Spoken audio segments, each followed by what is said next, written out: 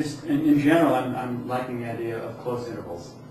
Sometimes those close intervals will happen by utilizing open strings.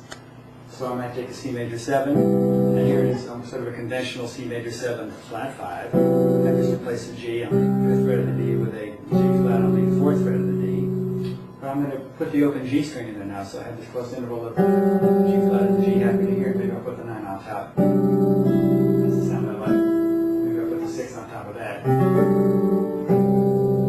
So there's pretty different from this. But again, I'm just using the formula. In this case, I'm using the flatted 5th and the 5th together.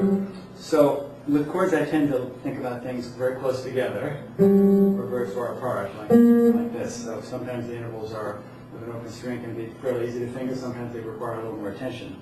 So I thought a lot about spreading the intervals out. So C major 7 could be that. It's just a basic C triad, but I've got the 9 and the sharp 11 there.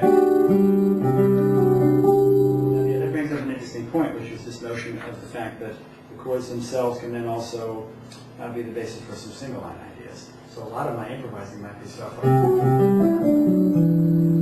I'm just using those shapes that are right there. And now, to someone who doesn't know what those shapes are, it just sounds like an interesting modified arpeggio. But what it really is the chord shape. Or I might use it with passing tones. So that's pretty different from,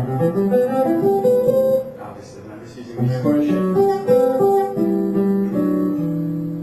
So the chord shapes themselves can give you some really interesting single line ideas too. It gives you